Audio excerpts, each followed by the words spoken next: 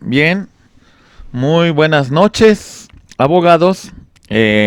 Vamos a empezar con la segunda parte de nuestra sesión, siendo exactamente las 8 de la noche con 13 minutos.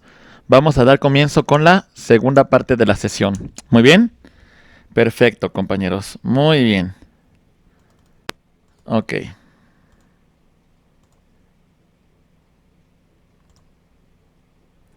Segunda unidad. Bienvenidos, compañeros. Como que se escuchó un poquito entrecortado, compañeros, pero bueno, les voy a leer este poema. Es un poema que se llama Invictus. El autor es William Ernest. Es un poema que inspiró mucho a un gran personaje de la historia. Estoy hablando de Nelson Mandela. Mucha atención, compañeros, es un poema muy bello y se llama Invictus y dice lo siguiente. En la noche que me envuelve negra, como un pozo insondable, le doy gracias al Dios que fuere por mi alma inconquistable. En las garras de las circunstancias no he gemido ni llorado. Bajo los golpes del destino, mi cabeza ensangrentada jamás se ha postrado. Más allá de este lugar de ira y llantos, acecha la oscuridad con su horror, y sin embargo la amenaza de los años me halla y me hallará sin temor. No importa cuán estrecha sea la puerta, ni cuán cargado de castigos sea el pergamino. Soy el amo de mi propio destino. Soy el capitán de mi alma. Invictus de William Ernest. Un poema muy bello, un poema muy motivador que de alguna manera cuando Nelson Mandela se encontraba privado de su libertad por 30 años en una prisión sudafricana de Robben Island, resulta que lo inspiraba a continuar y seguir adelante. Entonces, si inspiró a un gran hombre como Nelson Mandela, pues evidentemente tiene mucho que darnos este gran poema de William Ernest, Invictus. Vamos a empezar, compañeros, con la segunda parte de esta sesión. Muy bien. Mucha atención, por favor. Vamos a revisar lo siguiente, compañeros. Segunda unidad. Hablaremos de los medios de control de constitucionalidad. Estudiaremos el tema referente a la controversia constitucional. Cómo se tramita la controversia constitucional, la llamada acción de inconstitucionalidad, la tramitación de la acción de inconstitucionalidad, las diferencias que existen entre controversia constitucional y acción de inconstitucionalidad, para continuar con el tema del juicio de amparo. Esos son los temas que vamos a abarcar a continuación.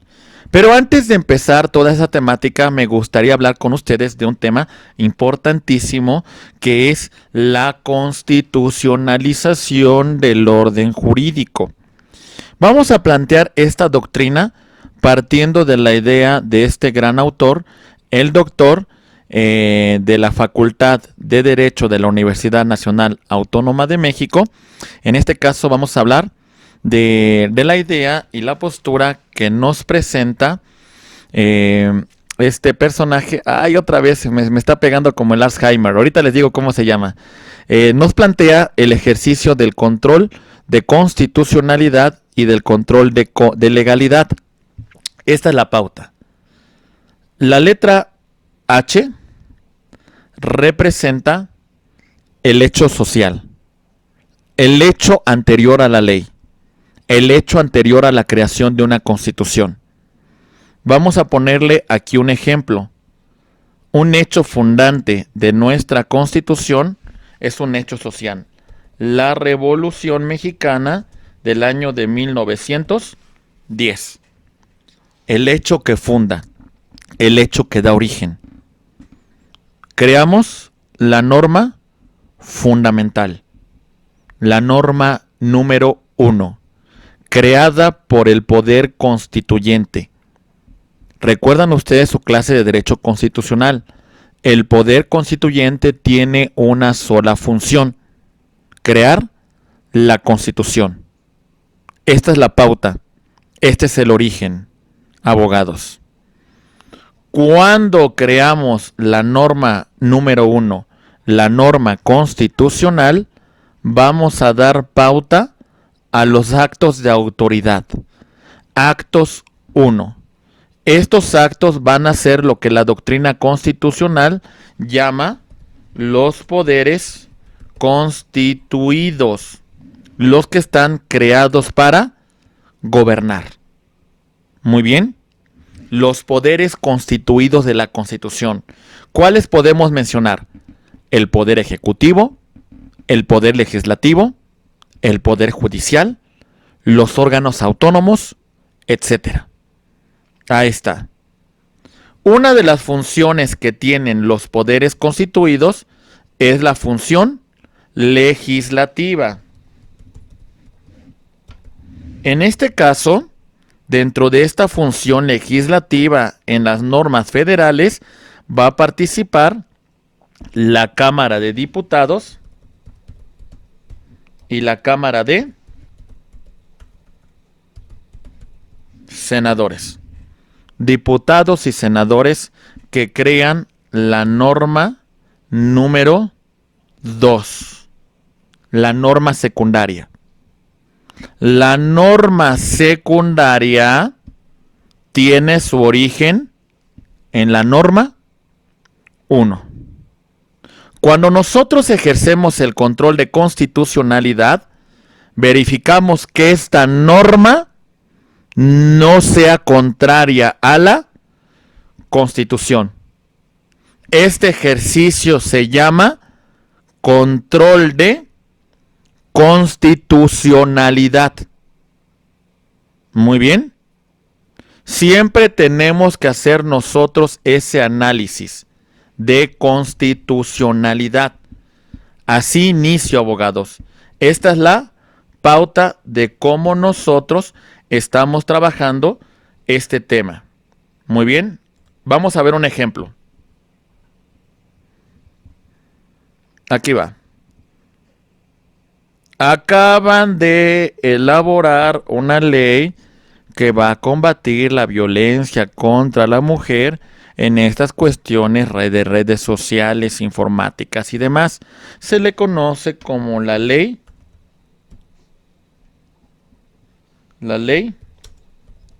Olimpia.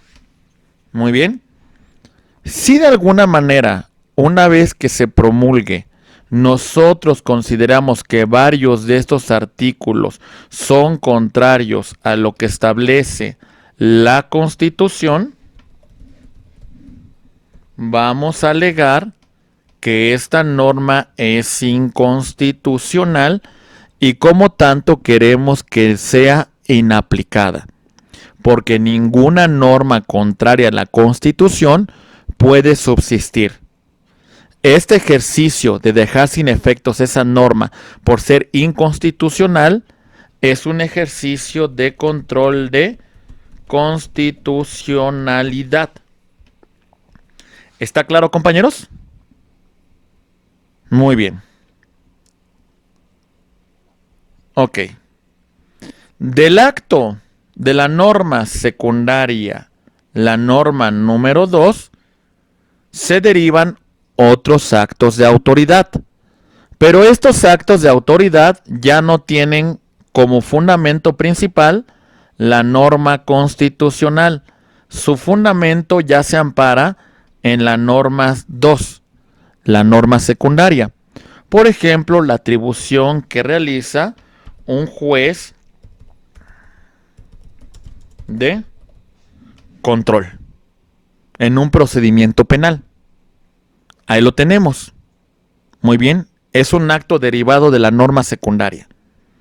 Todos los actos que en principio realice este juez de control van a estar sujetos a un control de legalidad. Muy bien, este juez cuando dicte su sentencia, que sería la norma número 3, la va a hacer acorde, en primer lugar, con lo que establece la ley que regula el acto que éste está resolviendo. Y si nosotros ejercemos el control de constitucionalidad de conformidad con el artículo primero de la Constitución, entonces también este juez tendrá que entrar al tema del control de constitucionalidad. ¿Se va entendiendo, compañeros? ¿Para qué me sirve este cuadro? Para saber cuál es el origen del control de constitucionalidad y del control de convencionalidad, de legalidad, perdón. Esta es esa referencia, compañeros. El control de constitucionalidad aquí está. Este es su origen. Esto es como se encuentra constituido, como se encuentra creado.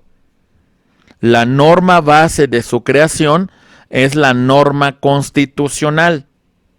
Mientras que el control de legalidad, su norma base de creación es la norma secundaria, la norma derivada de la Constitución. Y eso no implica que las autoridades que actúen dentro de este marco no tengan por obligación velar por el cumplimiento y la supremacía de la norma constitucional. ¿Se va entendiendo, compañeros? Vamos a definir control de constitucionalidad y control de legalidad para que sea más claro. Esta es la idea. Control de constitucionalidad significa que el acto de autoridad se adecue a los principios y a los preceptos que establece la Constitución. Esto es el control de constitucionalidad. Control de legalidad. Los principios, el acto de autoridad se adecua a los principios emanados de la norma general que son creados de conformidad con la Constitución.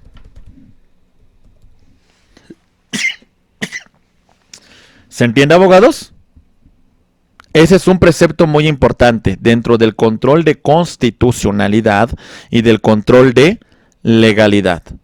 Pero no nos vamos a quedar con estas ideas nada más. Partimos ahora del ejercicio del control de constitucionalidad y del ejercicio del control de convencionalidad. Ahí les va. Ya vimos que el origen de la constitucionalidad lo tenemos en la norma fundante, la norma creadora de todo el orden jurídico.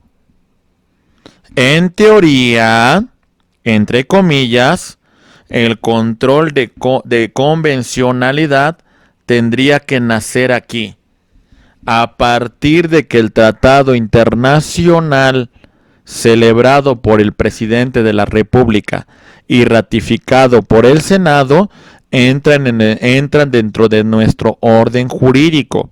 Se supone que hasta este momento tendría que entrar el control de convencionalidad, pero el artículo primero nos dice que en tema de derechos humanos, las autoridades velarán por los derechos humanos que se encuentran tanto a nivel constitucional como también los que se encuentran en los tratados internacionales.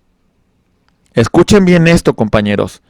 Cuando hablamos del control de convencionalidad en tema de derechos humanos, tendríamos que decir que el origen de estos derechos prácticamente los tenemos en dos fundamentos: la Constitución y los tratados internacionales. De todo este sector vamos nosotros a ejercer el control de constitucionalidad y el control de convencionalidad. Todos los actos de autoridad, todos, hasta que genera este otro, y las demás normas que vemos aquí van a tener como parámetro no solamente la Constitución, sino también los tratados internacionales. Cuando apliquemos nosotros el tema referente con los derechos humanos. ¿Qué es el control de convencionalidad? Esa es otra pregunta que tenemos que formularnos. Y por control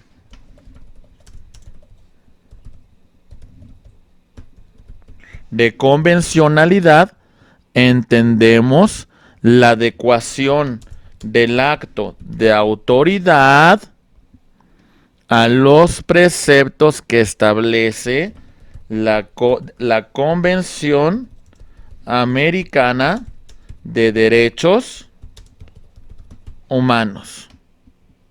Muy bien. Y tiene que adecuar su acto de autoridad a los preceptos que establece esta Convención Americana de los Derechos Humanos. ¿Sí? Muy bien.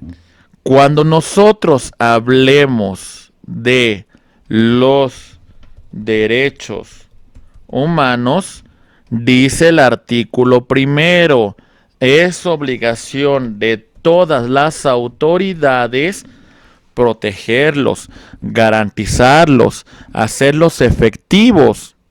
Muy bien. Y esto lo vamos a cumplir con el ejercicio del control de constitucionalidad y con el ejercicio del control de convencionalidad. ¿Sí? Estos son los parámetros bajo los cuales nosotros vamos a actuar para la protección de los derechos humanos. Y cuando una autoridad... Eric, te escucho, por favor. Y, por ejemplo, licenciado, en el caso de un acto de autoridad violatorio de un derecho humano, podemos no nada más entonces limitarnos al control de constitucional, perdón, al control de constitucionalidad, sino también al de convencionalidad simultáneamente. Lo podría hacer, ¿eh? Lo podría hacer si hay lugar a ello. Pero a veces hay que hacer el siguiente ejercicio, abogado Eric, para que podamos hacer un adecuado ejercicio de control de constitucionalidad y convencionalidad. Este es el ejercicio que usted tiene que partir, ¿eh? Ahí le va. Hay dos principios que regulan a los derechos humanos, abogado. Hablamos de un principio que se llama pro persona y otro principio que se llama interpretación conforme. Muy bien. ¿Qué implica el principio pro persona, abogado? Que dentro de este cúmulo de leyes dentro del ordenamiento jurídico, usted va a elegir la norma que más favorezca los derechos humanos de la persona, o en el caso de que sean normas restrictivas, la que menos restrinja los derechos humanos. ¿Se va entendiendo hasta este punto, abogado? Bien. Sí, licenciado. Ok, ahora vámonos por el otro tema. Ya vimos que el principio pro persona es aplicar de la norma más favorable.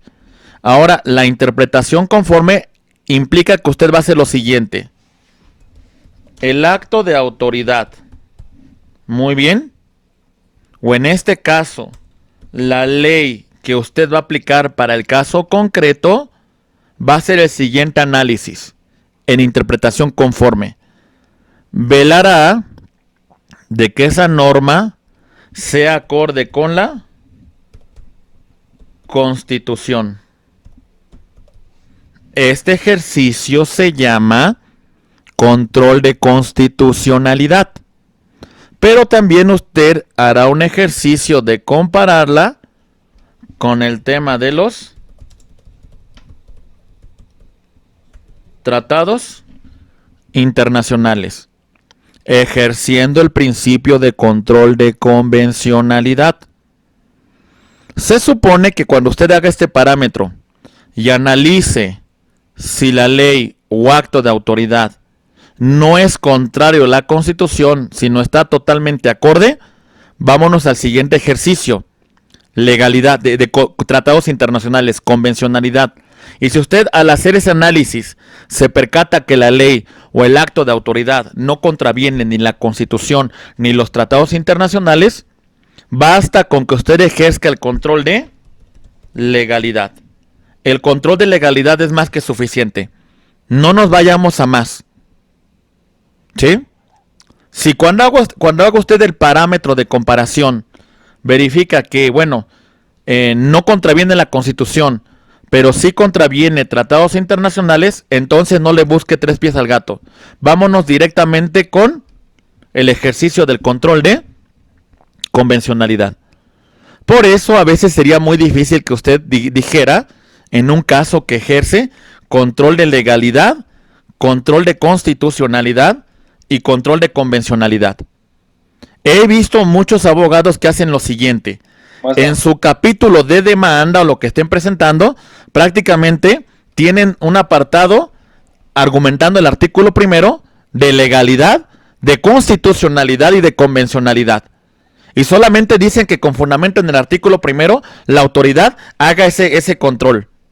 Y les digo una cosa, pues no, abogados, como juristas, lo que tienen que hacer ustedes es este ejercicio comparativo.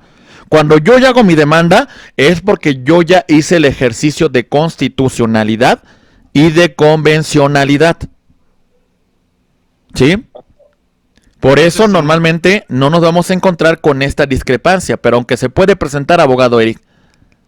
Ok, pero entonces a la vista por ejemplo, de usted, sería como meterle mucha paja a una demanda por el hecho de no hacer la comparación o la razón de peso, el control de convencionalidad, de constitucionalidad y de legalidad. Claro, y es una mala praxis jurídica que ya se está cayendo a eso, abogado Eric. Y qué bueno que usted lo menciona, ¿eh?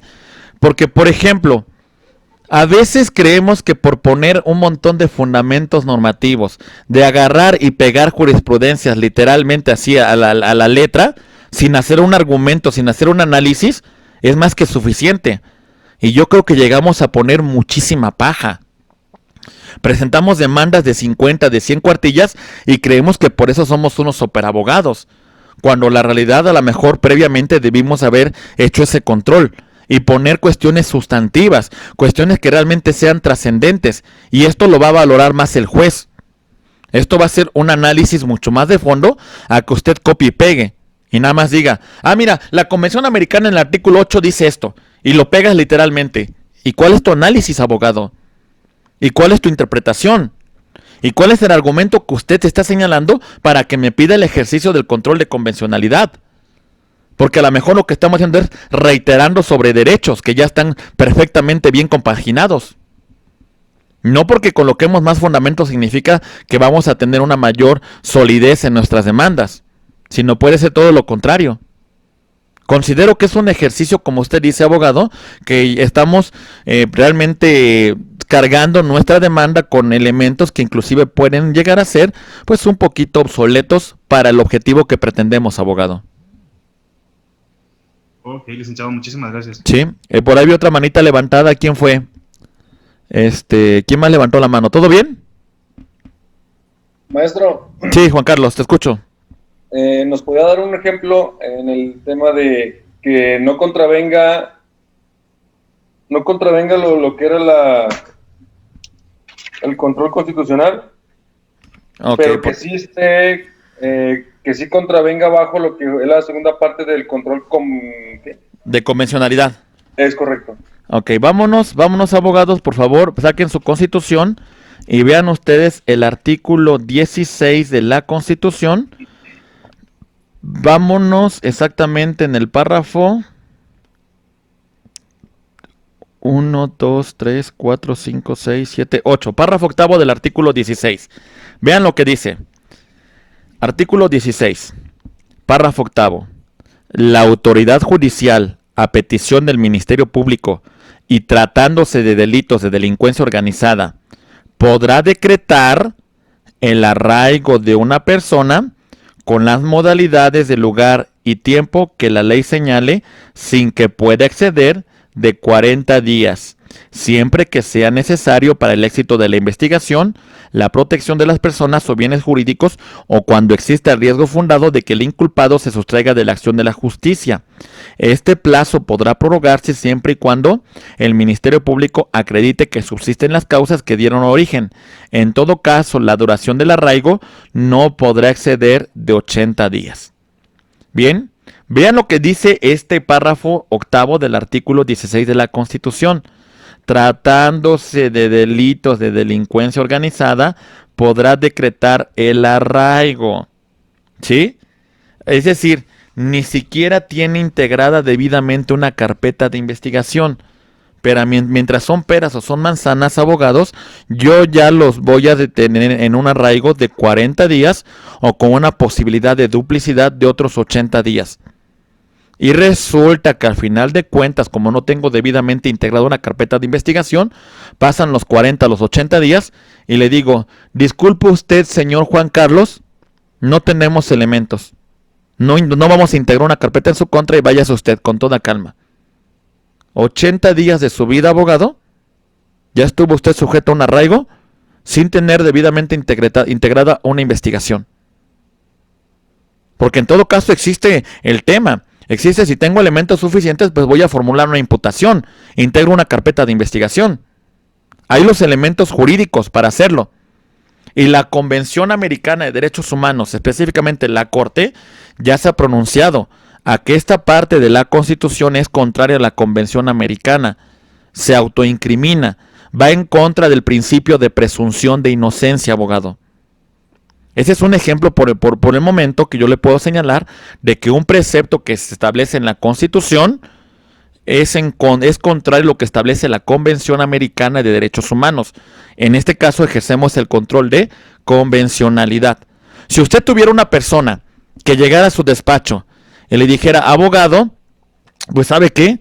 Pues que van a integrar un arraigo en mi contra, que porque dicen que yo probablemente me dedico al tema de delincuencia organizada. Si usted lo quiere defender desde la constitucionalidad, ya se amoló, compañero. Porque podría decirle que es perfectamente constitucional. Tan es así que se encuentra inserto dentro del artículo 16 de la Constitución en su párrafo octavo. Usted no podría alegar eso, ¿verdad, abogado? Tendría que alegar los preceptos contenidos en tratados internacionales para la defensa de este derecho. Es correcto.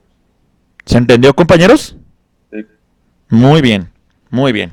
Entonces, ahí tenemos este ejercicio, compañeros, de control de constitucionalidad y control de convencionalidad. Abogados, cuando trabajemos sobre esta materia, en el tema del ejercicio de este control, o nosotros ubiquemos este bloque. A ver, dentro de este bloque de constitucionalidad, de conformidad con el artículo primero, hablando de referencia a los derechos humanos, tanto de orden constitucional como en los tratados internacionales, se encuentran en una jerarquía hablando de bloques de constitucionalidad. Se encuentran en un mismo nivel. Así lo establece el artículo primero de nuestra Constitución. ¿Se va entendiendo, compañeros? Muy bien, esa es una referencia muy importante. A ver, en pocas palabras, cuando referimos el bloque de constitucionalidad, tenemos que pensar en lo siguiente, abogados. Ahí va. Mucha atención, por favor. Mi referencia plantearía este punto, compañeros. Las normas que deben insertarse en la Constitución y entran dentro de ese bloque de constitucionalidad, tendríamos que decir que es la Constitución, la Declaración Universal de los Derechos Humanos y los tratados internacionales en materia de derechos humanos.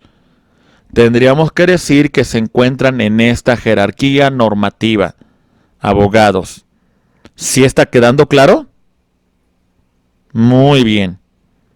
Las demás leyes que regulan competencia, las demás leyes que establecen el ejercicio de los derechos, pues tienen también un rango importante, pero no se encuentran totalmente insertas dentro de este bloque de constitucionalidad. Muy bien, compañeros. Excepción a la regla. Una excepción siempre la va a haber. No lo establece la contradicción de tesis 293/2011. En un rango importantísimo, abogados. ¿Cuál es la eficacia normativa en el tema de derechos humanos? La Corte, palabras más, palabras menos, dicen que se encuentran en un mismo rango. Pero atención, si existe una interpretación general, si existe una restricción constitucional, vamos a abocarnos a esa restricción constitucional. Si la Constitución no nos permite que acudamos a los tratados internacionales y que apliquemos de forma general lo que dice la Constitución, nos atenemos a lo que establece la Constitución. ¿Está claro, abogados? Esa sería la única limitante a esta regla que tenemos que mencionar. Y esta contradicción nos dice la igualdad en la posición jerárquica de los tratados internacionales, pero también hace la aclaración de la jurisprudencia, de las resoluciones emanadas de la Corte Interamericana de los Derechos Humanos. ¿Vamos bien, compañeros? Muy bien. Vamos entonces a verificar el siguiente comentario. El siguiente video que de alguna manera revisa cómo se entiende, cómo se interpreta este ejercicio de el control de la contradicción de tesis 293/2011. Por favor, mucha atención, cierro mi micrófono y pongo el video respectivo. Entonces, cuando hablamos de bloque de constitucionalidad, pues hay que sacarle la vuelta como a la peste, ¿verdad? No tiene nada que ver con nuestro sistema y sobre todo no puedo estar de acuerdo en que para obviar el principio de subsidiariedad, a fuerzas los jueces nacionales y todas las autoridades del país tengan que soplarse el estudio dual. Gracias.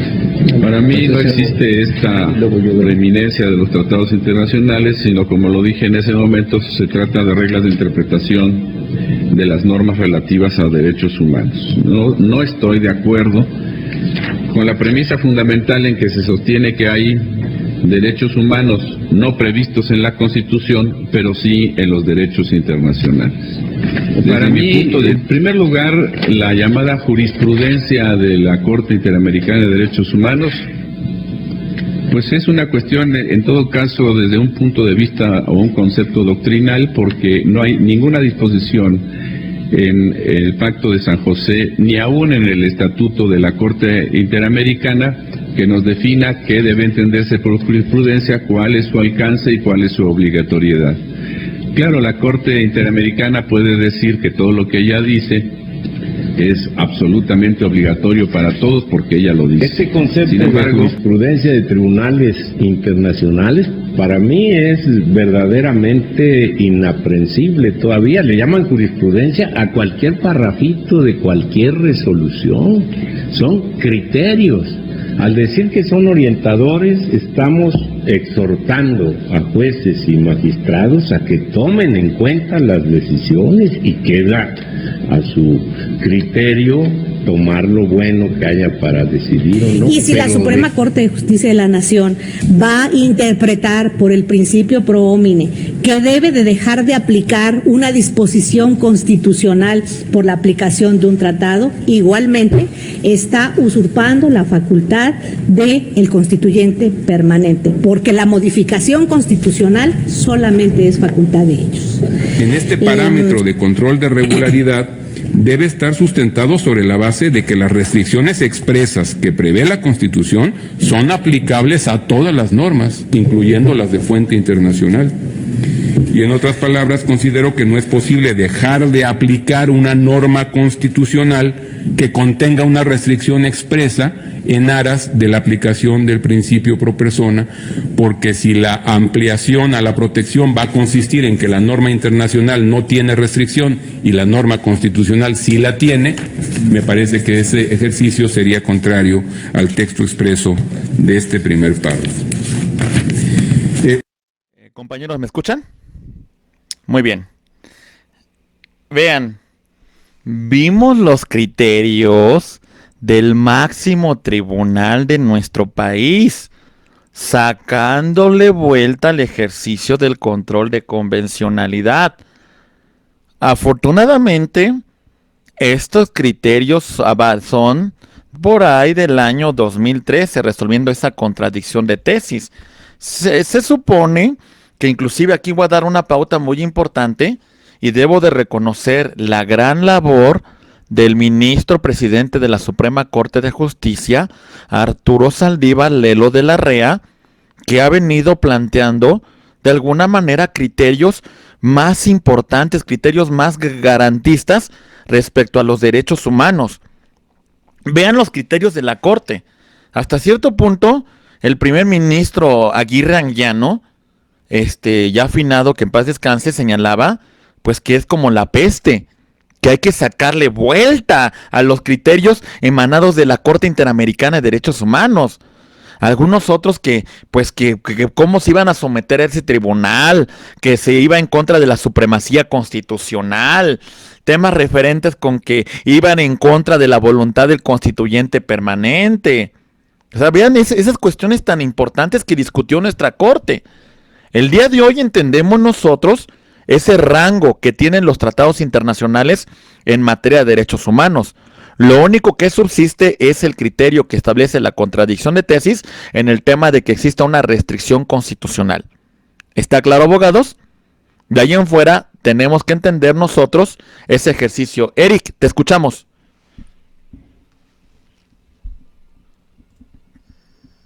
Te escucho, Eric. ¿Sí me escuchan? Sí, perfecto. Okay. Si la Constitución reconoce los derechos humanos y los que se reconocen también en los tratados internacionales, esto para el goce de los mismos, ¿por qué entonces tendría que haber una contradicción para la ejecución o la restricción de alguno de esos derechos? O sea, ¿no se supone que el control de convencionalidad es un medio de control para garantizar los derechos humanos?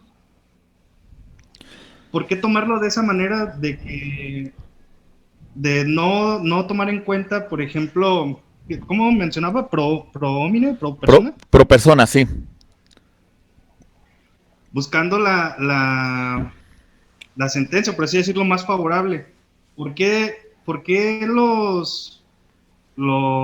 el Supremo Tribunal, la Suprema Corte, llega a tener esa idea de querer darle la vuelta, anulando a lo mejor esa vía de la vía más favorable hacia una persona? Entiendo la respuesta, entiendo la pregunta que me está formulando. Y creo que una respuesta que yo le podría señalar en este momento tiene que ver con nuestra tradición jurídica. Ahí le va. Yo soy generación 2002-2006 de la Facultad de Derecho de la Universidad Nacional Autónoma de México. En esos momentos, cuando me impartían Derecho Constitucional, yo entendía lo siguiente. La Constitución es la norma suprema. Sobre la Constitución es la base del ordenamiento jurídico. Las demás normas van abajo, La Constitución mantiene su supremacía. Pero también en esa tradición jurídica le voy a decir una cosa. La Constitución era como inmaculada. no la toques. Para los jueces locales, no toques la Constitución. Tan no la toques que yo no te la garantizo. Si quieres que te aplique un tema de constitucionalidad, vete al amparo. Pero yo, juez local, no me meto con la Constitución. No le entro al estudio. A los órganos jurisdiccionales de antaño le cuesta mucho trabajo esto. A un constitucionalista de cepa le cuesta que usted le diga que la Constitución puede tener una misma jerarquía que un tratado internacional. Le cuesta muchísimo. Y aquí voy a ir sobre un criterio importante. Sí, abogado, le escucho. En las primeras clases, cuando iniciamos la carrera, Introducción al Estudio del Derecho, vemos la pirámide de Kelsen, si mal no recuerdo o no me equivoco con el nombre, en el que la Constitución es la base de toda la normativa jurídica. Norma que no contravenga o que no emane de la Constitución es una norma no válida. Nos hablan de eso, pero los tratados internacionales estaban en esa incertidumbre si por arriba o por abajo. En ese entonces, no veíamos todavía lo que era el control de convencionalidad, perdón, la convencionalidad. A mi punto de vista, licenciado, y no sé si el suyo, si existe el método de la convencionalidad, entonces la Constitución no es la base de esa pirámide para estructurar las leyes aquí en México, no sé, en otros países. Entonces la Constitución se basó a las convenciones, maestro, o cuál a cuál, para decir que cuál está arriba, cuál está abajo, o por qué están a la par, si de repente hay diferentes ideas. Pues es que simplemente el hecho de que haya un principio o un principio de convencionalidad, o ese recurso de la convencionalidad, significa que entonces la Constitución no es la base o no es la ley absoluta. Lo que yo veo en el video que usted nos acaba de poner es de que estas personas, la Suprema Corte, quiere como darle esa magnificencia a la Constitución, si no me equivoco, licenciado. En parte sí tiene razón, compañero. Ahí le va. Creo que con esta teoría la voy a explicar. A ver. Y es una teoría que está en discusión mucho en muchos países del mundo, ¿eh? Ahí va. Dos teorías sobre la supremacía del derecho. Esto ustedes lo pueden leer en un libro que se llama Derecho Internacional Público. El autor se llama Modesto Seara Vázquez, por si quieren abundar sobre este concepto. Ahí va. Teoría dualista y teoría monista del derecho. Teoría monista nos va con el siguiente comentario. Solamente existe un solo sistema, ya sea de corte internacional o local. No hay dos sistemas, solamente hay uno. ¿Cuál vamos a seguir? ¿De orden internacional o de orden local, interno? Se acabó, no hay más. Dice la teoría monista. La teoría dualista reconoce que actúan los dos sistemas. Pero hay una teoría dualista de corte internacional. Esta dice: los tratados internacionales, el derecho internacional, se encuentra por encima del derecho interno. No crean que eso no se aplica. Ejemplo, derecho comunitario de la Unión Europea, sistema europeo. Por encima de las constituciones locales de los países europeos se encuentra la Unión Europea, el derecho comunitario. De corte local o de corte interno. Existen los dos sistemas, pero existe una supremacía constitucional. Ni le busquen, compañeros. Sí reconocemos los tratados internacionales, pero los tratados se forman abajo de la Constitución. ¿Y qué creen que está pasando en América Latina, compañeros?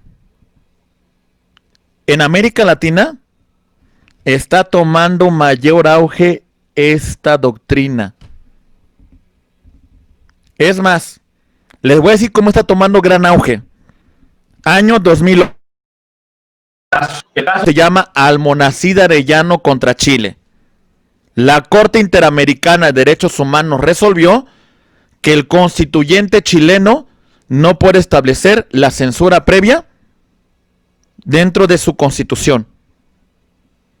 Y que para que la constitución sea acorde con la Convención Americana, le dice lo siguiente: legislador chileno, modifica tu constitución para que tu constitución no sea contraria a la Convención Americana de Derechos Humanos.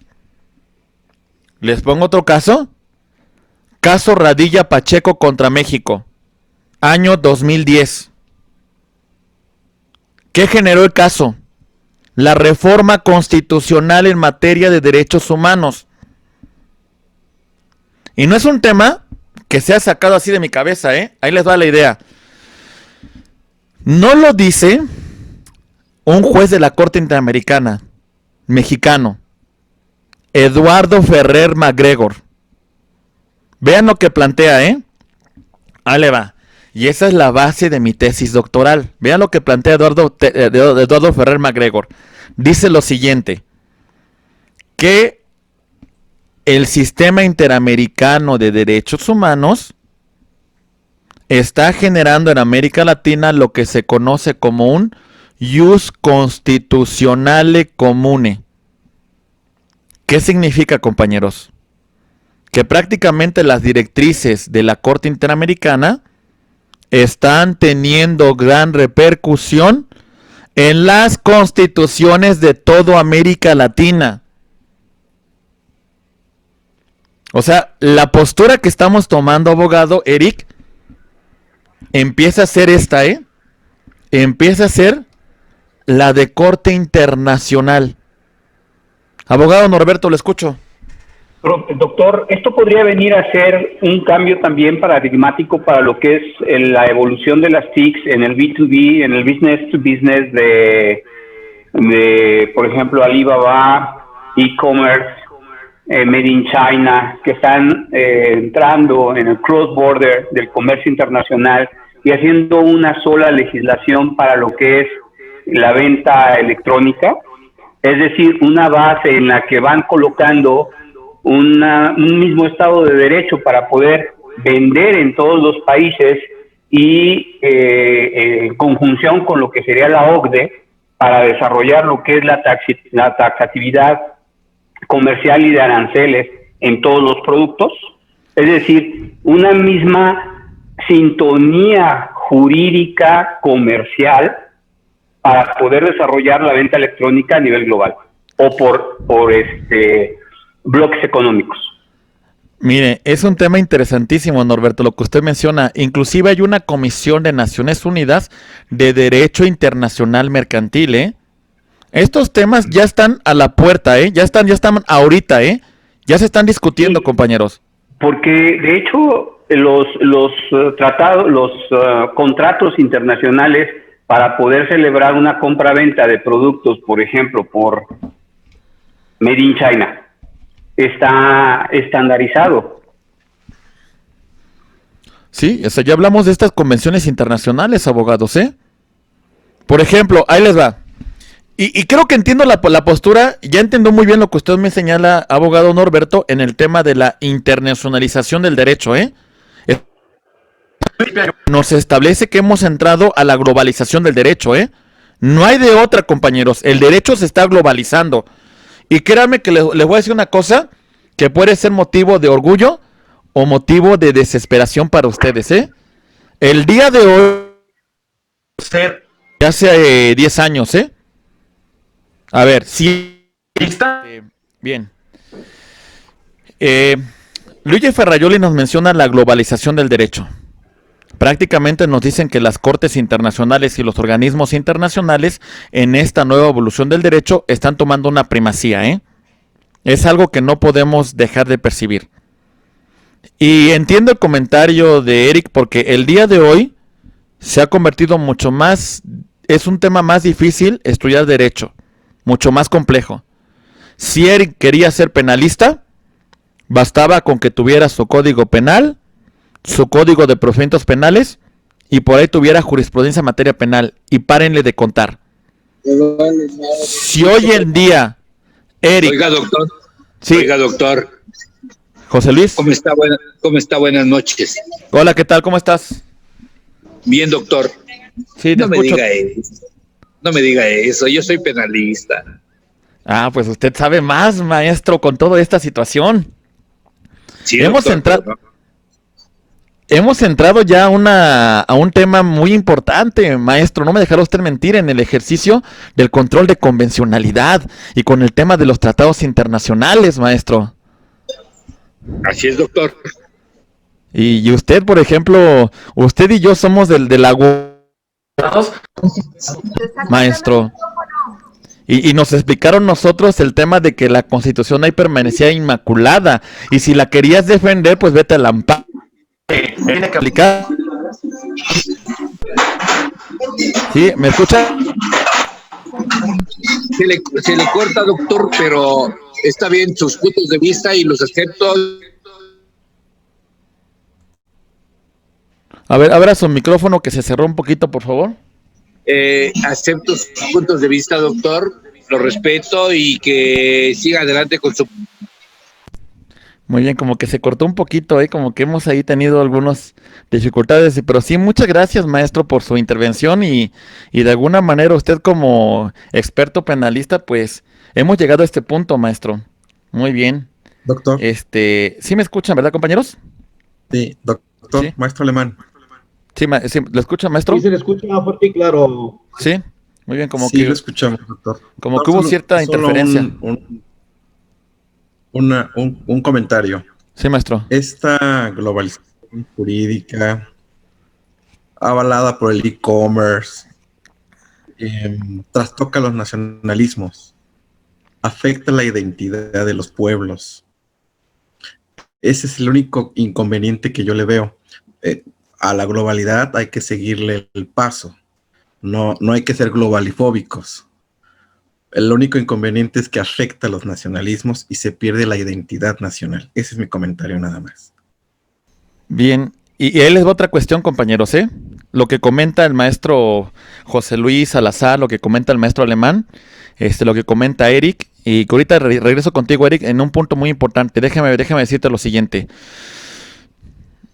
Aunque la evolución parece a la internacionalización, hay algunos puntos de quiebre de la globalización en el tema jurídico, en el tema de unificación de legislaciones. Año 2010, por ahí del 2010. 2010-2011, más o menos. Un tema muy importante. La Constitución para Europa. ¡Pum! El boom para arriba. Una constitución que unifique todos los criterios, que unifique las legislaciones en toda Europa. A propuesta de Francia, a propuesta de España, de Italia, de la Gran Bretaña, de Alemania. Principales exponentes dos, Alemania y Francia. ¿Y qué creen? Esta constitución se elabora en el Tratado de Lisboa. Regresa a la ratificación y en Francia hay un fenómeno. En Francia cualquier reforma pasa por un tema que se llama el referéndum. Se va a referéndum y el pueblo francés dice nanáis a la Constitución de Europa. Principal exponente Francia. ¿Qué pasó? El Brexit que conocemos en la Gran Bretaña. La Gran Bretaña dice, ¿saben qué? Ahí nos vemos, Unión Europea. Yo me salgo de este pacto. Tratado de Schengen, la libertad de fronteras. Italia dice, me está dejando a mí la carga. España dice, me dejan a mí la carga. Tengo que recibir gente de África y los tengo que bloquear aquí. ¿Qué hago? Hay muchas pros y contras en el tema del derecho internacional, ¿Cuál es el problema? Yo creo que los alemanes lo entendieron bien. Los alemanes destacan mucho en el tema de cómo aprueban sus leyes. Y creo que ese es el punto central en una exposición de control de constitucionalidad. ¿Qué hace Alemania? Alemania pasa por un proceso más o menos de esta naturaleza. Ahí les va. Bundestag, Bundesrat. Son las dos cámaras, la cámara alta y la cámara baja. Aprueban la ley. ¿Sale? Cuando aprueban la ley, pasa antes de que el canciller la ratifique y la publique para su entrada en vigor, el Tribunal Constitucional hace un análisis previo de constitucionalidad. Y cuando ese tribunal trabaja, revisa esto. Revisa que la norma que se está aprobando no sea contraria a la Constitución y tampoco sea contraria a los tratados internacionales. De forma preventiva, antes de que entre en vigor. Se supone que los alemanes entienden esto. En este ejercicio previo de constitucionalidad, me percato de lo siguiente. Si la norma es contraria al tema de lo que establece la Constitución o los tratados internacionales, desde aquí la estoy frenando. Control previo de constitucionalidad. Esto no lo tenemos en América Latina, ¿eh? Esto no lo tenemos en México. Y cuando en su momento lo llegó a plantear el juez de la Corte Interamericana en el Instituto de Investigaciones Jurídicas de la UNAM, Eduardo Ferrer MacGregor, se encontró con una oposición de los amparistas. ¿Saben qué decían los amparistas? Si tú me haces esto, ¿dónde queda el amparo contra leyes? ¿Dónde queda la posibilidad que yo impugne la inconstitucionalidad de una norma? Los alemanes tienen esto salvado. ¿En qué sentido? Que aunque yo ejerzca un acto a priori de constitucionalidad, nada limita que en un acto de aplicación material usted ejerzca un control a posteriori de constitucionalidad. Nada quita eso, abogados. Alemania destaca en este punto. Y esto creo que es un ejercicio válido de un tribunal constitucional. Yo creo, Eric, yo creo, Norberto, yo creo, maestro José Luis, yo creo, maestro Alemán, que si la Corte tomara un papel de esta naturaleza, mucho se salvaría. Y nos quitamos de rollos teóricos y argumentativos y demás cuestiones haciendo estos controles previos de constitucionalidad.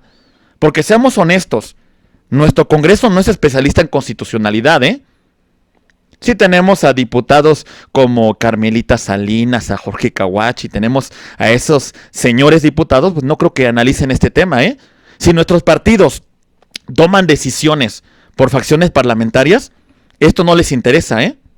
Esto no les interesa.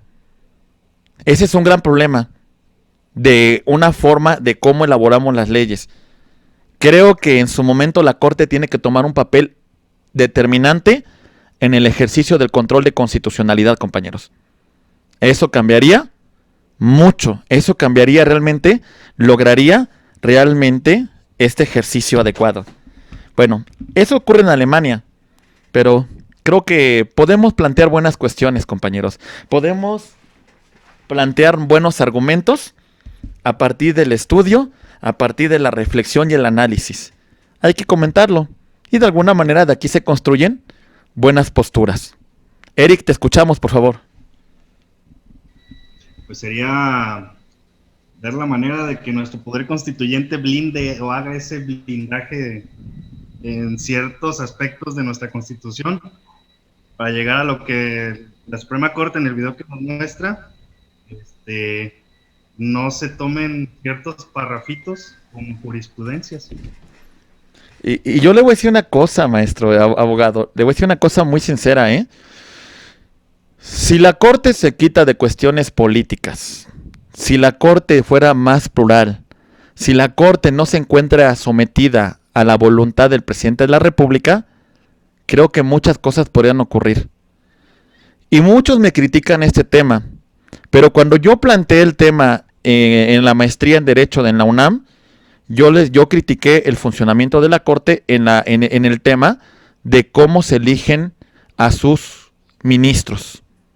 Y es un tema central, es un tema importantísimo, porque los ministros, así como están en terna, le deben la chamba al presidente de la República. Ya hasta cierto punto siguen teniendo una cuestión política importante en su nombramiento. Esto no va a permitir cambiar las cosas, abogados. Esto no va a permitir un verdadero ejercicio de control de constitucionalidad. Kelsen lo planteó.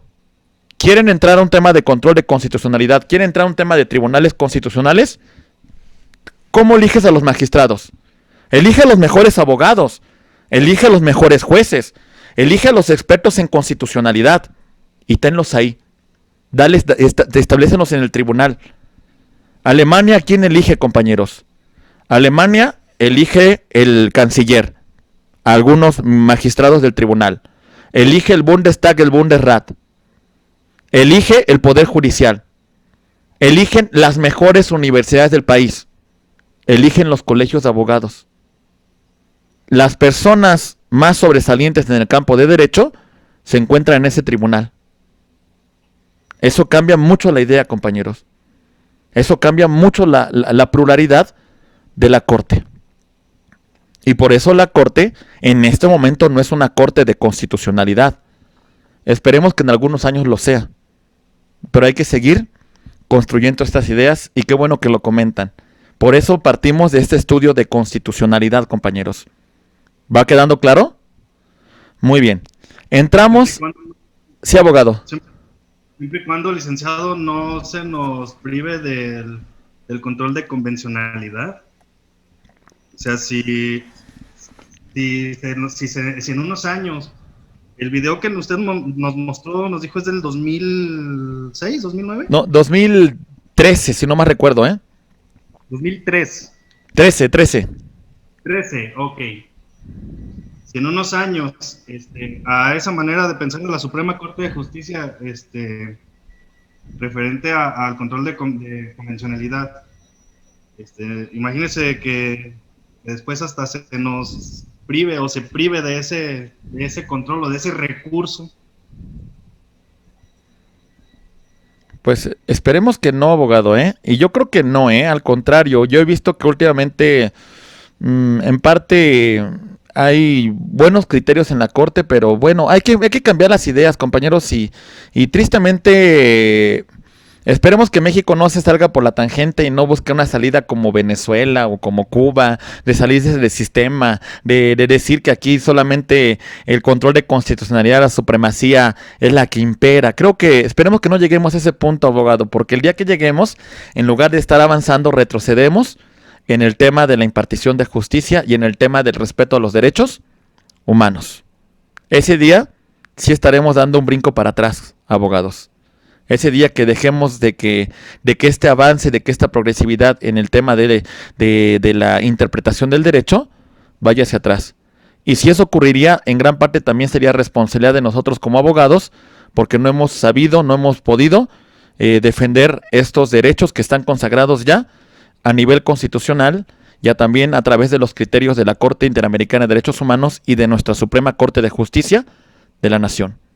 Sería un mal augurio y sería algo muy criticado para los abogados del país que permitiéramos que esto ocurriera. Tocamos madera que no ocurra, abogado Eric. ¿Sí? Ojalá que no, licenciado, muchas gracias. Sí, muy bien. Artículo 105, fracción 1 de nuestra Constitución. La controversia constitucional. Compañeros, nos dice el artículo 105 lo siguiente: Acuérdense que este medio de control de constitucionalidad es lo que conocemos como derecho procesal constitucional orgánico. Lo que vamos a ver que no se invadan las respectivas competencias. Vámonos con el artículo 105, fracción 1. Nos dice lo siguiente. Ahí va. La Suprema Corte de Justicia de la Nación conocerá en los términos que señale la ley reglamentaria de los asuntos siguientes. Fracción 1. De las controversias constitucionales, con la excepción de las que se refieren en la materia electoral. Y hay unas distintas controversias que se pueden suscitar. Ahí les va, abogados. Los poderes federales, ejecutivo y legislativo. Quitamos aquí a la ciudad, quitamos aquí al poder judicial, porque si no el poder judicial sería juez y parte, ¿verdad? Porque quien resuelve es la Suprema Corte de Justicia de la Nación, en esta invasión de esferas competenciales que reconoce la propia Constitución. ¿Quién más? Las controversias que se den entre los poderes de los estados. Las controversias entre la Ciudad de México y sus alcaldías. Los diferentes órdenes de gobierno, federal, estatal y municipal. Existe un conflicto entre estos órganos, existe una invasión de competencias. El promovente siempre va a ser un ente público. De estos que hemos mencionado aquí, abogados, de estos entes públicos que considera que existe una invasión de sus competencias. ¿Vamos bien? Reitero, imaginen ustedes lo siguiente, que el gobernador del estado, dentro de sus atribuciones, dentro de sus competencias, el presidente de la República invada una competencia que es única y exclusiva del gobierno del estado. En contra de esta invasión competencial, el gobierno del estado va a presentar una controversia constitucional. ¿Se entiende? Poder ejecutivo local con un poder ejecutivo federal. ¿Vamos bien? Ok, ahí les va. Otro conflicto. Congreso del Estado de México legisla sobre una ley que es facultad exclusiva del Congreso de la Unión. Hay una invasión de competencias. El Congreso de la Unión, a través de la controversia constitucional, va a plantear que esta competencia no le corresponde al Congreso del Estado. Es una competencia que tiene el Congreso de la Unión. Y eso lo va a resolver la Suprema Corte de Justicia de la Nación. ¿Se entiende, abogados? Bien, otro conflicto. Imaginen un asunto más local. El ayuntamiento de Zapopan con el ayuntamiento de Guadalajara respecto a zonas limitantes, a zonas limítrofes, porque aquí la competencia está a cuál de los dos ayuntamientos le corresponde la recaudación de algunos impuestos de naturaleza municipal. Hay un conflicto. Este conflicto entre estos dos ayuntamientos va a resolverse a través de la controversia constitucional. ¿Se entiende, abogados? Muy bien. Recuerden, solamente lo van a promover entes públicos, jamás particulares. Solamente los entes públicos. Muy bien, abogados. Ahí va. ¿Cómo se tramita la controversia constitucional. Aquí va. Nosotros tenemos 30 días para su promoción a partir del acto de autoridad que invade competencias. Muy bien. El actor, que es un ente público, presenta su demanda ante la Suprema Corte de Justicia de la Nación. Muy bien. La Corte recibe, y si es competente y si es materia de una controversia constitucional, va a elaborar el acuerdo de radicación y va a turnar para que en un momento determinado se asigne el ministro instructor. Muy bien. Si la Corte desechara o previniera nuestra demanda, nosotros tenemos un recurso de reclamación que conocerá la propia Corte de la Suprema Corte, y ésta volverá a hacer un análisis respecto a la procedibilidad de nuestra controversia constitucional. ¿Se va entendiendo, compañeros? Si la Corte la admite, va a dictar un acuerdo inicial y va a turnar al ministro instructor, quien va a emplazar a las partes. ¿Vamos bien? Vamos a emplazar a la autoridad que invadió competencias para que conteste la demanda de controversia constitucional. Muy bien. Ya contesta la demanda. El ministro, que es el instructor, emite un acuerdo en la cual señala la fecha de la audiencia y el ofrecimiento y el desahogo de las pruebas. Se va a celebrar una audiencia pública que se va a transmitir a nivel nacional en el canal judicial y va a elaborar un proyecto.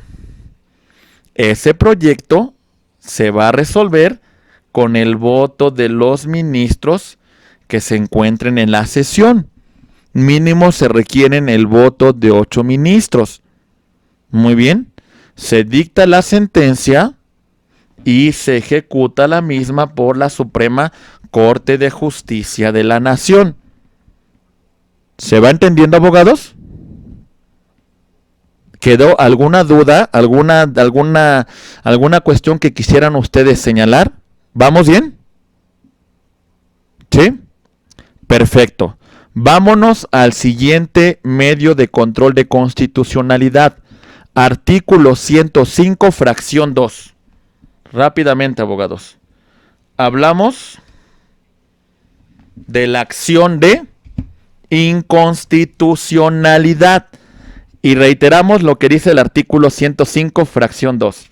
Dice: la Suprema Corte de Justicia de la Nación conocerá en los términos de la ley reglamentaria los asuntos siguientes. Fracción 2. Decimos, aquí va. Fracción 2. De las acciones de inconstitucionalidad que tengan por objeto plantear la contradicción entre la norma de carácter general y esta Constitución. Muy bien. La norma de carácter general y la Constitución. Muy bien. Entonces la referencia es: a través de este medio alegamos la contradicción de la norma y la Constitución Federal. Se presenta este caso ante la Suprema Corte de Justicia de la Nación para que haga un análisis abstracto de constitucionalidad. ¿Se entiende? Muy bien. Tomen nota de esto. A partir de la publicación de la norma que se tilda de inconstitucionalidad, se tienen 30 días hábiles para la presentación de la acción de inconstitucionalidad. Muy bien. Voy a hacer un pequeño esquema para que les quede muy claro los órganos que la pueden presentar y qué tipo de normas pueden presentar en acción de inconstitucionalidad. ¿Listos, compañeros? Bien, aquí va. Ok. Acción de inconstitucionalidad. Muy bien. Órganos que lo pueden presentar. Primero, vamos a hablar de el Congreso de la Unión, Cámara de Diputados y Cámara de Senadores. A ver, atención. De estos órganos, el 33% de legisladores pueden presentar la acción de inconstitucionalidad sobre normas que haya elaborado el propio Congreso de la Unión. ¿Se entiende, abogados? Muy bien. Atención. Sobre leyes presupuestarias, sobre tema de la ley de egresos y de ingresos de la Federación, podrá presentar acción de inconstitucionalidad solamente la Cámara de Diputados. Muy bien. Sobre normas referentes a las entidades federativas que tengan que ver con pacto federal, sobre normas referentes a tratados internacionales, solo podrá presentar la acción de inconstitucionalidad la Cámara de Senadores. ¿Vamos bien, compañeros? Muy bien. Denme un segundo para cambiar la pila de mi cámara, por favor. Muy bien. Siguiente. Los congresos locales. El 33% de los diputados de los congresos locales. Sobre normas que hayan creado esos propios congresos locales. ¿Se entiende? El Congreso del Estado de Jalisco no podrá presentar acción de inconstitucionalidad contra una norma que haya sido promulgada por el Congreso de la Unión. ¿Se entiende, compañeros? Muy bien. Ok. Otro. Fiscal General de la República. Sobre leyes en materia penal. ¿Vamos bien? ¿Se entiende, compañeros? Ok. Los partidos políticos. Los partidos políticos locales y los partidos políticos con registro federal. Los partidos políticos con registro local solo podrán presentar acción de inconstitucionalidad sobre leyes electorales locales. Y los partidos políticos con registro federal podrán presentar acciones de inconstitucionalidad contra leyes electorales de naturaleza federal. ¿Se entiende, compañeros? ¿Vamos bien? Ok. Voy por los otros órganos, por favor. Voy a borrar algunos, ¿eh? ¿Estamos listos? ¿Sí? Muy bien.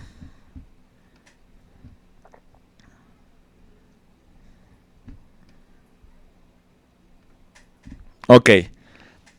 La Comisión Nacional de Derechos Humanos y las comisiones locales de derechos humanos.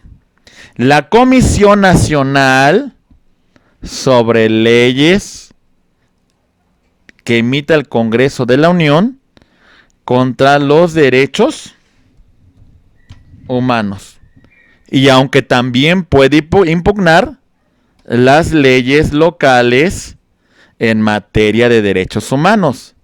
Y las comisiones locales solamente pueden impugnar las leyes locales en materia de derechos humanos.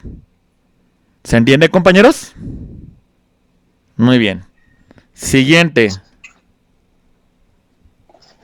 El Instituto Nacional de Acceso a la Información Pública Gubernamental. El INAI, solamente sobre leyes que tengan que ver con acceso a la información. ¿Se entiende, compañeros? Muy bien.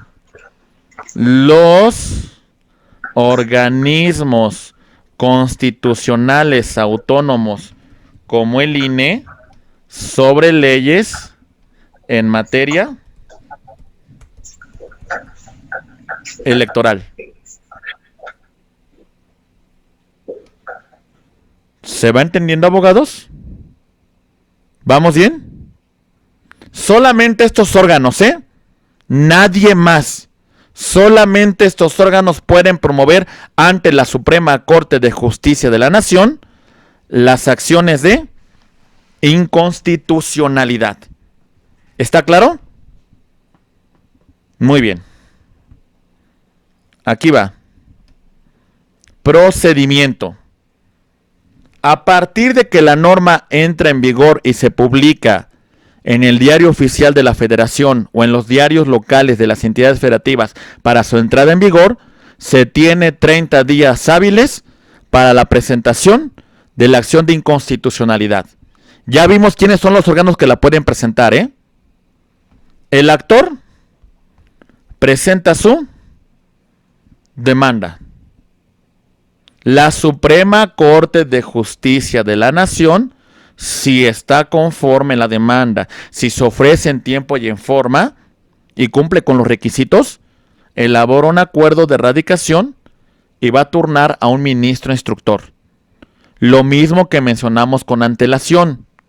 Si se desecha, se previene, se tiene un recurso de reclamación ante la propia Suprema Corte de Justicia de la Nación para que ésta reasuma jurisdicción y se pronuncie si la admite o la desecha. ¿Se va entendiendo, compañeros? Se admite, dicta un acuerdo inicial y se turna a un ministro instructor. Muy bien. Si tiene que ver con temas penales o con temas electorales, va a pedir una opinión al fiscal general de la República y en su caso, en materia electoral, al Tribunal Electoral del Poder Judicial de la Federación. A esta figura también se le conoce con el nombre de amicus curiae. La Corte se asesora de expertos. ¿Sí, abogados? Muy bien. El ministro instructor elabora un acuerdo para abrir el periodo de alegatos.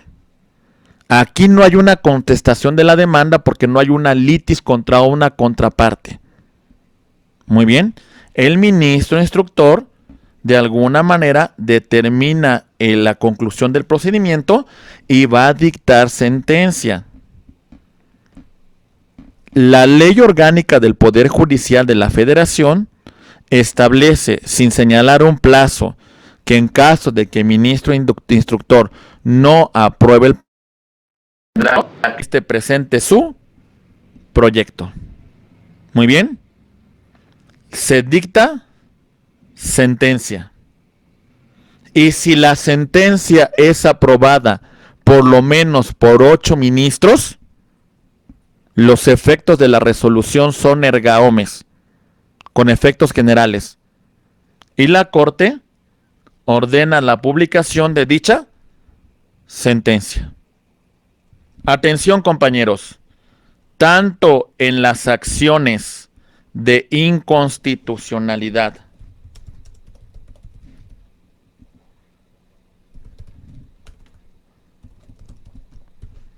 como en el tema de las controversias constitucionales, en ambos casos, compañeros, si es aprobada por 8 ministros, se constituye lo que es la jurisprudencia. Por lo menos por 8 ministros. Con una sola resolución estamos constituyendo la jurisprudencia. Y en estos casos, abogados, recuerden, los efectos de esta resolución son efectos erga omnes. ¿Vamos bien, compañeros? Muy bien. Perfecto. Muy bien. Algunas características que distinguen a las controversias y a las acciones de inconstitucionalidad. Aquí va, compañeros, vamos a entenderlo. Primero, las controversias constitucionales son instauradas para garantizar el principio de división de poderes y no exista invasión de competencia de las autoridades locales con la federal con la local, poder ejecutivo con poder legislativo, etcétera, etcétera. ¿Se entiende? El principal punto es que no exista invasión a las esferas competenciales. Segundo punto, las acciones de inconstitucionalidad. El efecto es completamente distinto. Lo que verificamos es que una norma general no sea contraria a la Constitución. ¿Está claro, compañeros? Siguiente. La controversia es un control de existencia concreto. ¿Por qué?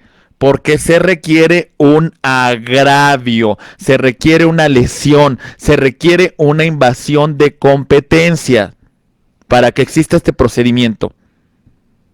En las acciones es un control abstracto, porque posiblemente no ha causado perjuicio a persona alguna, pero sí el órgano legislativo quiere que se revise que la norma no sea contraria a la Constitución. ¿Vamos bien? Ok. Siguiente punto. La controversia tiene todo un proceso. La demanda, la contestación de la demanda, periodo de pruebas, alegatos y se dicta sentencia. En las acciones de inconstitucionalidad se presenta la demanda y no hay ni contestación y tampoco hay procedimientos de pruebas y de alegatos. No hay eso. Con la demanda se analiza la constitucionalidad y se revisa si la norma es o no contraria a la Constitución. ¿Se va entendiendo, compañeros? Muy bien. Siguiente punto, abogados, rápidamente.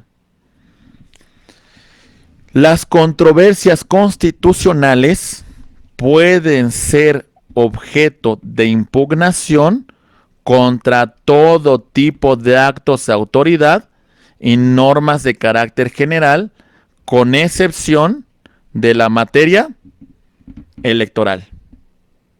Muy bien. ¿Está claro? La acción de inconstitucionalidad solo procede contra normas generales, inclusive también las que tengan que ver con la materia electoral. Muy bien. Ok. Ahí va. Los efectos de la sentencia dictada declara la invalidez de esta competencia, declara la invalidez de la atribución que tomó la autoridad que no se encuentra contemplada en la ley. Muy bien.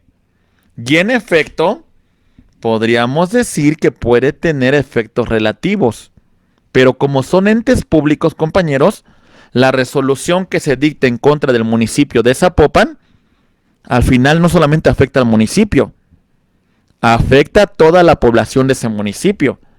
Si se dicta una acción de una controversia constitucional en contra del gobierno del estado de Jalisco, podrá causar un beneficio o un perjuicio a los habitantes del estado de Jalisco. ¿Se entiende, compañeros? A final de cuentas, sí existe una declaración de invalidez y a lo mejor decimos que solo afecta a las partes involucradas, pero como son entes públicos, al final de cuentas, muchas personas nos encontramos inmiscuidas en esa relación. ¿Se entiende, compañeros? Muy bien. La sentencia que se dicta en una acción de inconstitucionalidad tiene efectos generales siempre y cuando sea aprobada por lo menos por 8 ministros. Muy bien, compañeros. Ok. Bien, compañeros. Aquí les voy a dar una maldita noticia, pero también a su vez alguna buena. Nos faltan 15 minutos de sesión, pero yo sí les ruego que me regalen por lo menos otros 15 minutitos para que termine bien este último tema. Nada más, compañeros, porque voy a entrar a la primera introducción del juicio de amparo. Nada más, compañeros, ¿eh? Discúlpenme, pero sí tenemos que hacerlo para entrar bien a fondo mañana ya con el tema del desarrollo más completo del amparo. Solamente de 10 a 15 minutos les voy a robar un poquito más después de las 8, ¿eh? No más. No me voy a pasar más, solamente son ese tiempo. Pero prefiero ser muy respetuoso con ustedes e informarlo. ¿Sale, compañeros? Muy bien, vamos a empezar entonces. Ahí va. Muy bien. Rápidamente. Juicio de amparo.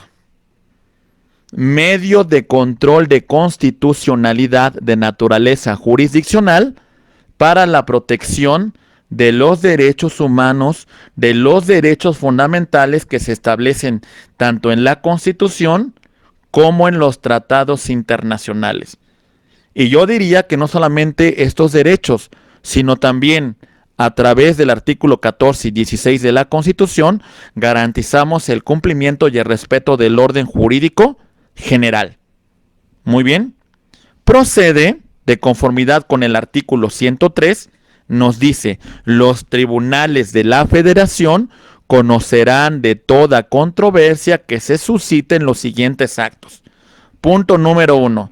Actos de autoridad que vulneren los derechos fundamentales del gobernado. Muy bien. Muy bien.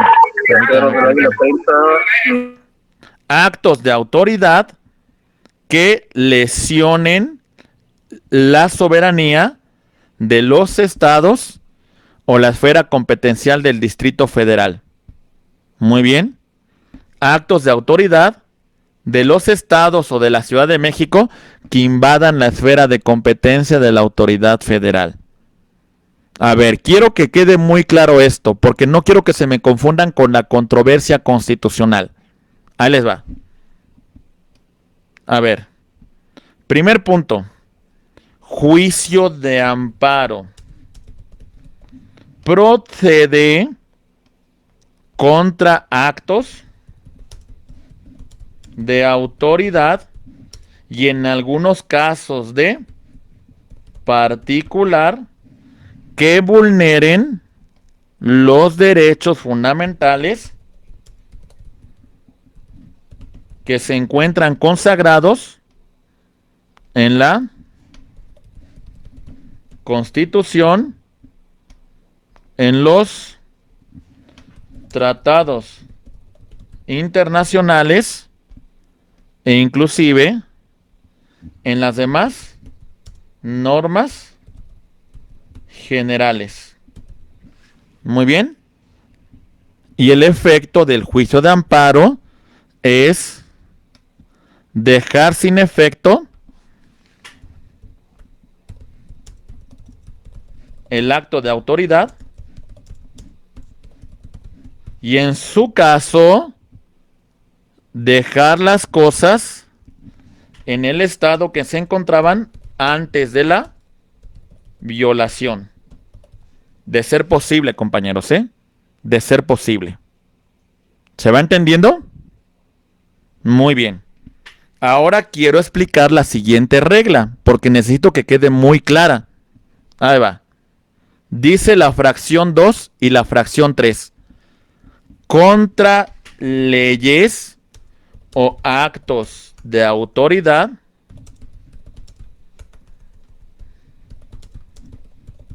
primero, nos dice la segunda fracción, que de la federación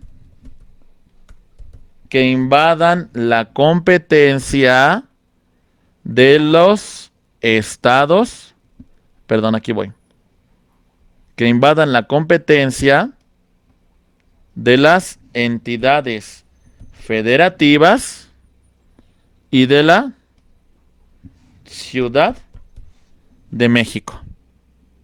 ¿Se entiende, compañeros? Hay una invasión de competencias. Pero a ver, vean este caso. Resulta que a Juan Pérez, el gobierno del estado le está cobrando una contribución que no le corresponde al gobierno del estado, sino le corresponde a la federación. Y Juan Pérez considera que la invasión de competencia de esta entidad federativa lesiona sus derechos porque esta atribución solamente le corresponde a la federación. Juicio de amparo. ¿Se entendió, compañeros? Ok. Y viceversa, ¿eh? Si la federación está tomando una atribución que solamente le corresponde al gobierno del estado, entonces también Juan Pérez va a presentar juicio de amparo porque esa invasión de competencias le causa un agravio a sus derechos. ¿Está claro? Juan Pérez considera que la norma que ha promulgado el Congreso del Estado de Puebla es contrario a lo que establece la Constitución, o no es una competencia que tenga atribuida esa entidad federativa. Si considera que la emisión de esa norma le causa un agravio, Juan Pérez tiene como medio de control de constitucionalidad el juicio de amparo. ¿Se entiende, compañeros? Otra cosa distinta es que el Congreso diga, a ver, pues yo considero que me causa un agravio esta resolución. Yo considero que en este caso el Poder Legislativo Federal está tomando una atribución que no le corresponde.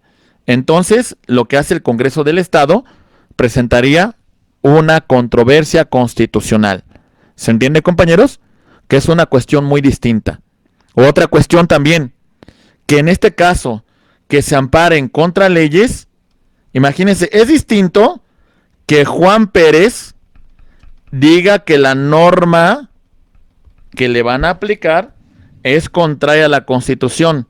Juan Pérez tiene el juicio de amparo como gobernado, a decir que el Congreso del Estado de Puebla, en un 33% de los legisladores que lo integra, considera que la ley que emitió este órgano es contraria a la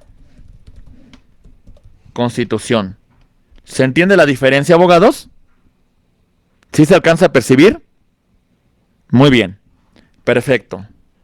Decimos, a grosso modo, compañeros, que el juicio de amparo tiene como fundamentos los artículos 103 y 107 de la Constitución Política de los Estados Unidos Mexicanos, y tiene su ley especial, así se llama completa, Ley reglamentaria de los artículos 103 y 107 de la Constitución Política de los Estados Unidos Mexicanos, pero también la conocemos en el argot como nombre de Ley de Amparo. Los preceptos que no considere la Ley de Amparo lo vamos a encontrar como norma supletoria el Código Federal de Procedimientos Civiles. Y la finalidad de nuestro medio de control de constitucionalidad es que se regrese, que se restituya al gobernado en el goce de su derecho que fue vulnerado y, de ser posible, restablecer las cosas al estado que se encontraban antes de su violación. Si detuvimos a María Araceli, el objetivo es que dejemos sin efectos esa orden de aprehensión y que María Araceli quede en libertad. ¿Se entiende, compañeros? Si resulta que le causamos un agravio al patrimonio de Eric Valdés, el efecto es que dejemos sin efectos ese acto de autoridad y le regresemos la titularidad de su patrimonio a Eric. Ese es el objeto. En la medida que sea posible restituir al gobernado en el goce de su derecho que es vulnerado. Voy a entrar a los tribunales que conocen de la materia del juicio de amparo. Rápidamente, compañeros, para que ya entremos en materia. A ver, la Corte siempre va a tener una facultad originaria, en cualquier momento, a través del recurso de revisión, en amparo indirecto contra leyes o en amparo directo cuando se alegue una cuestión de constitucionalidad. ¿Sale? En amparo indirecto contra leyes y en amparo directo cuando se alegue una cuestión de constitucionalidad. ¿Está claro eso, compañeros? O también la Corte, ¿saben en qué momento lo va a determinar? Cuando quiera formar un precedente, cuando sea un asunto de relevancia nacional y que la Corte decida pronunciarse. ¿Está claro, compañeros? Muy bien. También lo pueden hacer las salas de la Suprema Corte de Justicia de la Nación, que tiene 2 salas. La Corte funciona en un pleno y funciona en 2 salas. La primera sala conoce de asuntos civiles y penales y la segunda sala conoce de asuntos administrativos y laborales. Lo mismo que mencionamos con antelación, en la facultad de atracción, en el ejercicio de amparo indirecto sobre leyes o el tema de amparo directo cuando se alega las cuestiones de constitucionalidad. ¿Está claro, abogados? Muy bien, entonces va a conocer la Corte. En primer lugar, la Corte la tenemos. Después también tenemos que conocen de juicio de amparo los denominados tribunales colegiados de circuito. Muy bien. Recuerden, abogados, que nuestro país se divide en 32 circuitos judiciales y cada circuito judicial tiene juzgados de distrito, tribunales colegiados de circuito y tribunales unitarios de circuito. Muy bien. Perfecto. Los tribunales colegiados de circuito van a conocer del juicio de amparo indirecto a través del recurso de revisión. Muy bien. Mañana ustedes conocerán por qué el recurso de revisión. Muy bien. Y en amparo directo tiene una competencia originaria. ¿Qué significa esto, abogados? A partir de la reforma de 1988, esto pasó. Antes de 1988, el amparo directo era conocido por la Suprema Corte de Justicia de la Nación. Directamente. Nada más. A partir de 1988, la Corte se quiso quitar de esta chamba y le dejó esta función a los tribunales colegiados de circuito. Muy bien. El amparo directo que conocen los tribunales colegiados de circuito también se le conoce como uninstancial. ¿Por qué? Porque en teoría el amparo directo ya no admite ningún recurso, ¿sí? Ya es una verdad legal, salvo que subsista un tema que verse sobre la interpretación de constitucionalidad. Esa sería la excepción a la regla en amparo directo para que proceda el recurso de revisión. ¿Vamos bien, compañeros? Ok, muy bien. Tribunales unitarios de circuito también conocen del juicio de amparo. Decimos en amparo indirecto por actos provenientes de otro tribunal unitario de circuito. Ahí les va. No se me confundan. Está pues, algo no complicado, sino puede ser un poco enredado. Ahí les va. Los jueces de distrito tienen una doble competencia como jueces de procesos federales y como jueces de amparo. Muy bien. Como jueces de procesos federales, su superior jerárquico serán los tribunales unitarios de circuito. Muy bien, compañeros. Y como jueces de amparo, su superior jerárquico serán los tribunales colegiados de circuito. Muy bien, compañeros. Ahí tenemos esa doble competencia. Entonces, si son jueces de procesos federales y su superior jerárquico son los tribunales unitarios de circuito, lo que implica que en esa función puede haber cierta violación de derechos fundamentales en contra de los actos de estos tribunales unitarios de circuito en procesos federales. Conocerá del amparo indirecto otro tribunal unitario de circuito, porque no puede ser que alguien inferior a él como un juez de distrito pues conozca del amparo, ¿verdad?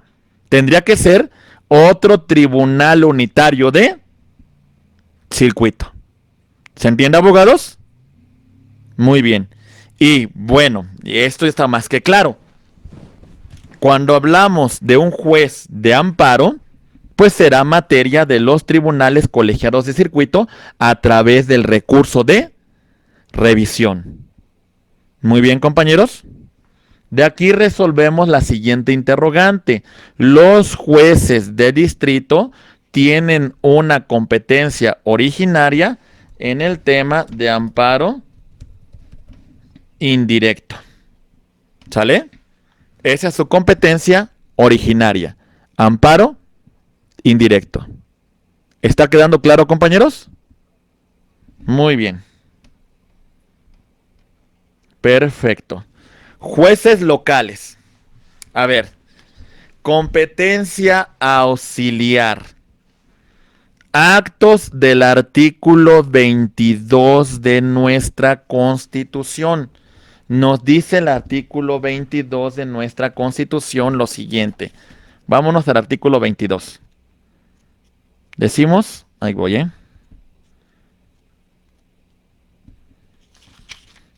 Artículo 22. Quedan prohibidas las penas de muerte, de mutilación, de infamia, la marca, los azotes, los palos, el tormento de cualquier especie, la multa excesiva, la confiscación de bienes y cualesquiera otras penas inusitadas y trascendentales. Toda pena deberá ser proporcional al delito que sancione y al bien jurídico afectado. Artículo 22 de nuestra Constitución. A ver, imaginen ustedes un tema de mutilación, de deportación, de azotes, de palos. Y están en una comunidad de Oaxaca. Y posiblemente para que lleguen ustedes a un juzgado de distrito, tengan que recorrer más de 6 kilómetros. Imaginen esa circunstancia, compañeros. En esa situación, cuando no tenemos un juzgado de distrito cercano y se trate de estos artículos que regulan, de estos derechos que regula el artículo 22 de la Constitución, podemos presentar nuestra demanda de amparo ante la autoridad local, una competencia auxiliar. quien tiene una obligación, conceder la suspensión del acto y remitir inmediatamente la demanda de amparo al juzgado de distrito que corresponda para su tramitación conducente. Pero por lo menos lo que queremos es suspender los efectos del acto reclamado. ¿Está claro, abogados? Muy bien. Jurisdicción concurrente. Artículo 16 de la Constitución. Caso urgente. Ahí le va. Y resulta que no hay un juez de distrito cerca para que no se lleve la detención por caso urgente. La propia autoridad que va a tramitar este caso urgente, ante ella le presentamos la demanda de amparo. Tendrá que conceder la suspensión del acto reclamado y enviarlo al juzgado de distrito que corresponda. También en el caso de una orden de aprehensión. Amparo contra el auto de formal prisión y la libertad bajo caución. Jurisdicción concurrente. La propia autoridad que está emitiendo el acto reclamado, quien tendrá que remitirlo al juzgado de distrito conducente. ¿Está claro, abogados? Muy bien. Vamos a concluir con este tema. Mucha atención. El juicio de amparo tiene su origen, vamos a hablar solamente del origen nacional, en 1841, en la Constitución de Yucatán, cuando Yucatán se separa de la República Mexicana. En esta Constitución, Manuel Crescencio Rejón plantea el proyecto de amparo. Yucatán. Bueno, en esta Constitución se plantea el proyecto del juicio de amparo, por primera vez en la historia. En 1847, un jurista tapatío llamado Mariano Otero conoce del proyecto de Rejón y lo plantea en el acta de reformas